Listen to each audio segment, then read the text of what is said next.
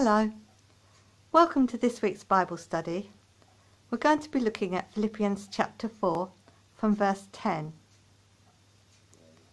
Philippians is basically a thank you letter. Paul is so grateful for the love and generosity of his friends in the church at Philippi. They hadn't been able to send help to Paul for a while, but they held him in their hearts, and as soon as they had the opportunity, they sent Epaphroditus to him with a gift. Their kindness and generosity comforted Paul. Paul's letter shows how much their friendship meant to Paul and to the believers in Philippi. Perhaps there's someone you are grateful for. Why not send them a thank you letter, or a thank you email or text, or a card? And maybe there's someone you can encourage by sending a gift. Paul seems to be facing the dilemma of trying to say thank you and how grateful he is, and how much he appreciates their gift. It's really helped him, without sounding like he's asking for more. Awkward. How contented are you? How satisfied? Paul says he has learnt to be content, whatever, whenever, wherever. It's not an easy lesson to learn. How could Paul be content, even in prison? So here are 3 things I think helped him. Firstly, Paul loved. Paul's passion was Jesus. He'd said it earlier. He said, "For to me, to live means living for Christ." Life wasn't all about himself, his needs, his mission.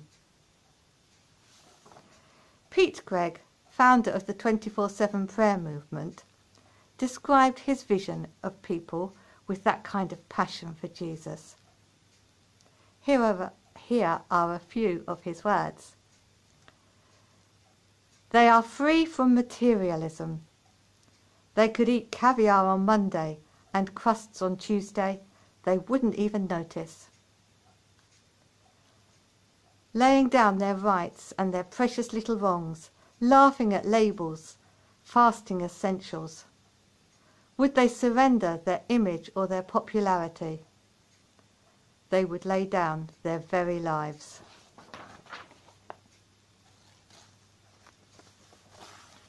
And Paul loved people. He devoted his life to sharing God's love, telling people about the good news about Jesus, and caring for people. Secondly, Paul was grateful. Paul had a realistic view of life. He didn't expect life to be easy. He didn't feel entitled to help and comfort. So he was grateful. He was grateful to God for all that God provided for him. He was grateful for the strength God gave him to live beyond his abilities and to endure hardship. He was grateful for his friends. And he was grateful to his friends for their gifts and their love. Thirdly, Paul trusted. Paul was content to go without. Paul was content to face difficulties because he trusted God. He trusted God to be with him. He trusted God to give him strength. He trusted God to see him through. Paul put into practice what he wrote. Don't worry about anything. Instead, pray about everything. Tell God what you need and thank him for all he has done. I'd like to finish by reading a few words written by Liz Carter, who suffers from a long-term progressive lung disease. The word contentment once felt like a faraway concept I couldn't quite grasp. I'd come to believe that contentment could only be for those who had lives without blemish, health without pain, people who skipped through life with a smile on their face. But I thought it would never apply to me, a person living with chronic illness.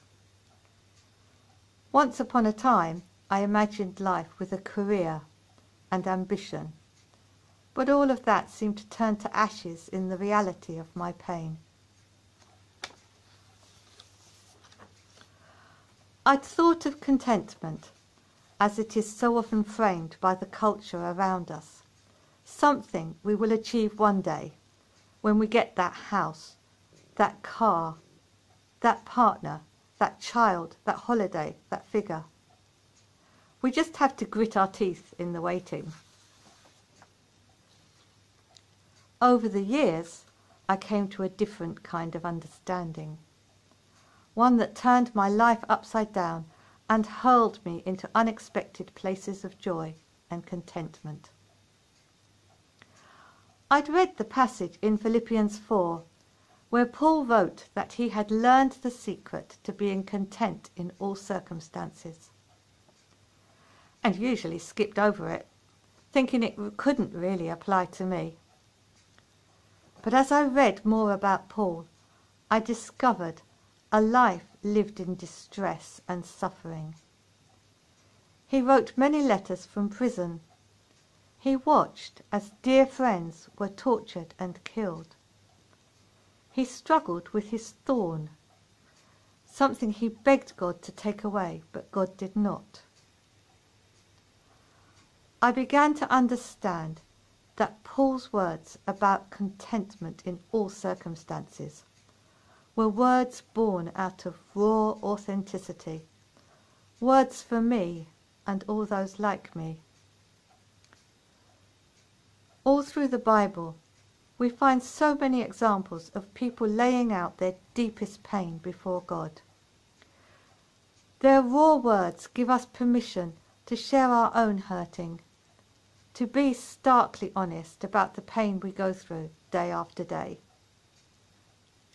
Keeping it in to wear a shiny Christian mask simply pushes the hurting further into our deep places. We find contentment when we look to Jesus within our pain rather than waiting for the pain to go. Let's pray. Today, may you know the riches of the depths of who God is. May you know God's passionate love in your darkness, God's hope amidst your disappointment, and the better story of a God who gets it. May you know the dazzling hope of the wounded Jesus, the inexplicable joy of the vulnerable God, and the unexpected contentment of putting all else aside to gaze only on one. Thank you for listening. Bye.